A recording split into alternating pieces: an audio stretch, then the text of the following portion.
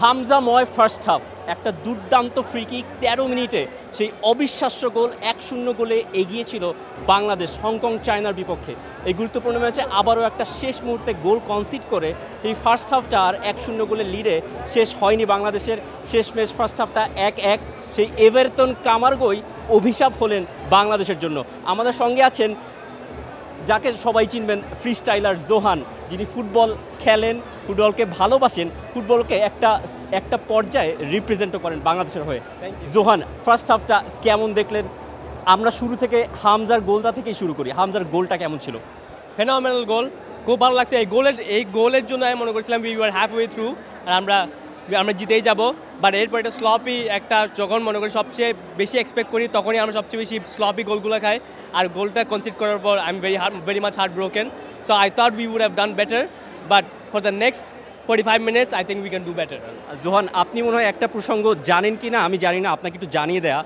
গতকাল প্রেস কনফারেন্সে কোচ, যে হংকং চায়নার কোচ অ্যাশলি ওয়েস্টউড, ওনাকে কোশ্চেন করা হয়েছিল যে এই একটা মেটাফরিক্যালি কোশ্চেন যে এই স্কোয়াডে, মানে কোশ্চেন ছিল উনি যেহেতু ইংল্যান্ডে ওনার খেলার এক্সপিরিয়েন্স আছে, হ্যাঁ, তো হামজা চৌধুরীর খেলার এক্সপিরিয়েন্স আছে, সেই ক্ষেত্রে সেই প্রশ্নটা করা হয়েছিল যে হামজা চৌধুরীকে তিনি তার দলে থাকলে কোথায় খেলাতেন, তিনি নাকি বেঞ্চে খেলাতেন। তো এই প্রসঙ্গের পরে যে এই উত্তরটা হামজা ফ্রি কিক দিয়ে দিলেন, মানে এটা একজন সমর্থক হিসেবে কি কেমন মাইনে রাখে আপনার কাছে?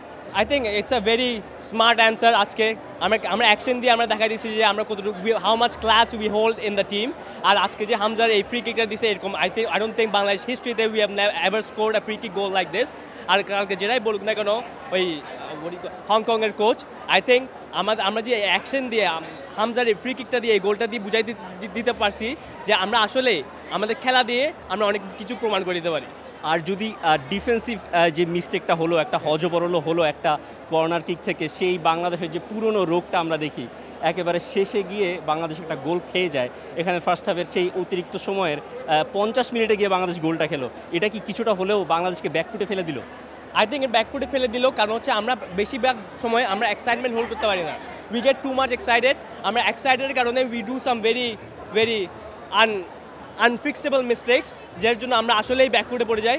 বাট আজকে আমি মনে করি it's not gonna be the same scene and we gonna jump back in the next 45 minutes. Thank you so much, thank you so much. Thank you so much. যেই কৌশলে অ্যাশলি ওয়েস্টউড তার দলটাকে সাজাচ্ছেন, সেই 3 back ডিফেন্ডিংয়ে আমরা দেখছি দুইজন wing back যারা উপরে গিয়ে আক্রমণটা চালাচ্ছেন।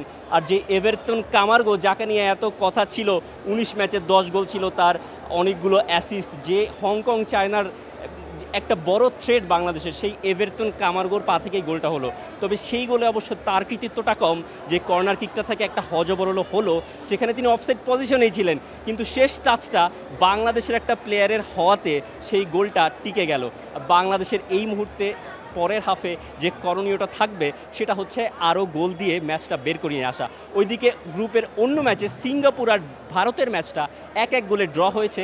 ঠিক লাস্ট মিনিটে 90 মিনিটস প্লাস 2 অতিরিক্ত সময়ে গিয়ে ভারতের নাম্বার 9 সেখানে ইকুয়ালাইজারটা স্কোর করেছেন। তো সেখানে খুব বেশি পয়েন্টের ডিফারেন্সটা সিঙ্গাপুরের সঙ্গে এই দুই দলের নাই। সেক্ষেত্রে বাংলাদেশ যদি এই ম্যাচে 3 পয়েন্ট নিয়ে বেরোতে পারে, সেক্ষেত্রে বাংলাদেশের একটা ভালো চান্সেস থাকবে এশিয়ান কাপ কোয়ালিফায়ারের মূল পর্বে খেলতে আশা বাঁচিয়ে রাখা। এই ছিল আমার কাছে সবশেষ আপডেট। দেখা যাক পরের হাফে বাংলাদেশ ঘুরে দাঁড়াতে পারে কিনা। For more updates, subscribe to our YouTube channel and click on the bell icon. Follow us on Facebook and Instagram. Download T-Sports app to enjoy exciting games and highlights. Visit tsports.com.